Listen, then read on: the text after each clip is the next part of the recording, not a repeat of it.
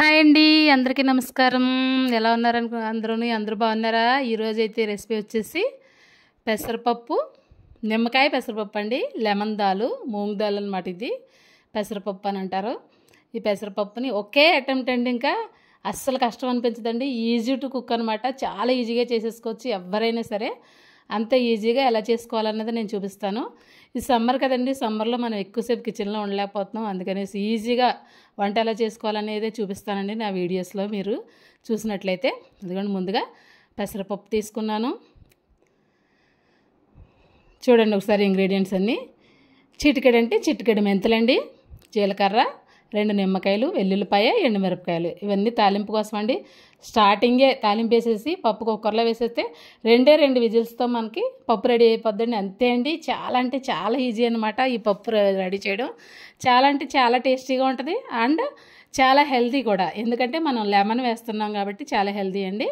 ఈ పప్పు 100 గ్రామ్స్ ఉంటుందండి, అంతే, మరీ ఎక్కువ కాదు. నేను తక్కువ క్వాంటిటీలో తీసుకున్నాను, మీకు అర్థం అవుద్దని చెప్తున్నాను. ఒక 100 గ్రామ్స్ పెసరపప్పు అండి. దానికి ఒక చిన్న వెల్లుల్లిపాయ, ఒక 3 ఎండుమిరపకాయలు, ఒక హాఫ్ స్పూన్ జీలకర్ర, చిటికెడు మెంతులు, 2 నిమ్మకాయలు తీసుకున్నానండి. అంటే పులుపు మేము ఎక్కువే తింటామండి, మీ టేస్ట్కి తగ్గట్టుగా మీరు తీసుకోవచ్చు అన్నమాట.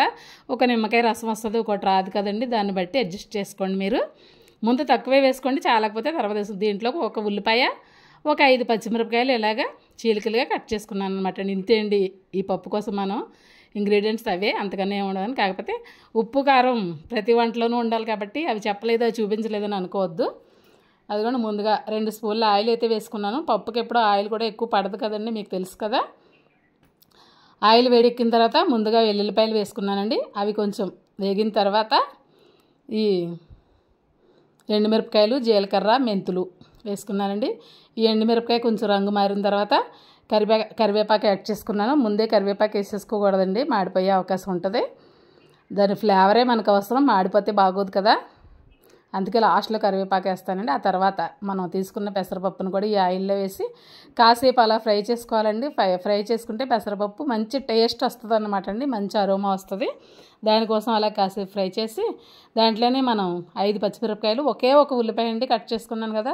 ఏ సైజులో అన్నా కట్ చేసుకోవచ్చు, ఉల్లిపాయ ముక్కలు చిన్నగానే కట్ చేయాలని ఏమీ లేదు. వేసుకుని అవి కూడా కాసేపు అలా వేగిన తర్వాత మనం ఈ కప్పుతో పప్పు తీసుకున్నాం కదండి, అదే కప్పుతో 3 కప్పులు వాటర్ వేసుకోవాలండి. గ్లాస్తో తీసుకుంటే అదే 3 గ్లాసులు వాటర్ అన్నమాట తీసేసుకొని దీంట్లో మనం ఇప్పుడు కొంచెం కారం మీ టేస్ట్కి తగ్గట్టు, ఎందుకంటే మనం పచ్చిమిరపకాయ, ఎండుమిరపకాయ కూడా వేసుకున్నాం కాబట్టి టేస్ట్కి తగ్గట్టుగా వేసుకోండి కారం. నేనైతే చిన్న స్పూన్తో 1 స్పూన్ వేసుకుంటున్నానండి కారం. తర్వాత చిటికెడు పసుపు యాడ్ చేస్తున్నానండి. చిటికెడు పసుపు అన్నమాట యాడ్ చేసుకొని మూత పెట్టేసుకోవడం అండి. ఇంతే అండి ఈ పప్పు. ఇంకా దీనికి ఏమీ అవసరం లేదు, పప్పు రెడీ అయిపోద్ది అంతే. 5 నిమిషాల్లో పప్పు రెడీ అయిపోద్దండి. పెసరపప్పుకి ఎప్పుడు కూడా 2 విజిల్స్ అయితే సరిపోతాయి. విజిల్స్ కూడా ఎక్కువ పెట్టాల్సిన అవసరం లేదండి. ఇదిగోండి ఆ విజిల్ పెట్టేసిన తర్వాత ఈ లోపు నేను ఈ నిమ్మకాయలను అయితే కట్ చేసుకుని రసాన్ని అయితే తీసుకుని పక్కన పెట్టుకుంటానండి. అదిగోండి గింజలు తీసేసుకుని నిమ్మకాయ రసం అయితే తీసుకుని పక్కన ఉంచుకున్నాను. తర్వాత ఈ పప్పు విజిల్స్ రావడమేనండి. ఇంకా 2 విజిల్స్ వస్తే మనకి పప్పు రెడీ అయిపోద్ది అనమాట అండి. పప్పు చాలా టేస్టీ అండి, చాలా హెల్తీ అండి, చాలా ఈజీ టు కుక్ అనమాట అండి. ఈలోపు పక్కన నాకు రైస్ అయితే రెడీ అయిపోతుందండి. ఎందుకు చూపిస్తున్నానంటే 2 ఒకే టైంలో చేసేసుకోవచ్చు, చాలా సింపుల్గా చేసేసుకోవచ్చు, చాలా ఈజీగా చేసుకోవచ్చు. ఎందుకంటే ఎండాకాలం కిచెన్లో ఉండడం ఎవరికైనా కష్టమే. అదిగోండి ఆల్మోస్ట్ పెసరపప్పు కూడా విజిల్స్ అయితే వచ్చేసినాయి.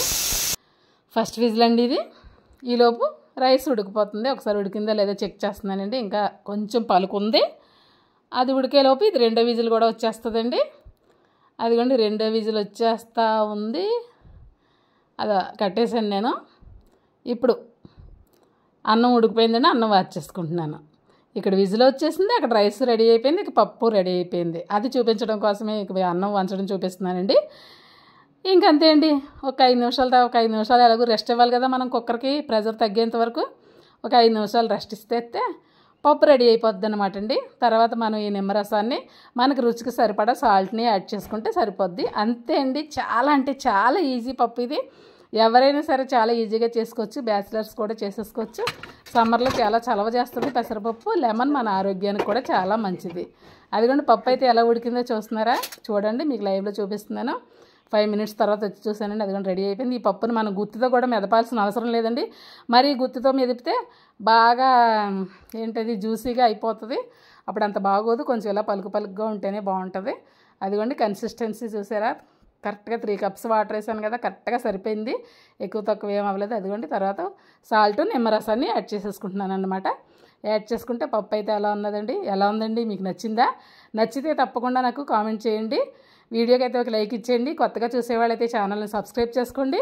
తర్వాత మీ వాళ్ళకి ఎవరికైనా వంట గురించి తెలియని వాళ్ళకి ఉంటే వాళ్ళకి షేర్ చేయండి, ఎవరికైనా ఉపయోగపడుతుంది అంటే. ఎందుకంటే పప్పు రెడీ అయిపోయింది కదా, ఏ కన్సిస్టెన్సీలో ఎలా కలర్ఫుల్గా ఉందో చూస్తున్నారు కదా. సర్వింగ్ బౌల్లోకి అయితే తీసేసుకున్నాను. అదిగోండి అలా మరీ టైట్గా కాకుండా మరీ లూజ్గా కాకుండా ఉండాలి. నేనైతే ఇంకా తర్వాత ఎలాంటి వాటర్ యాడ్ చేయలేదు.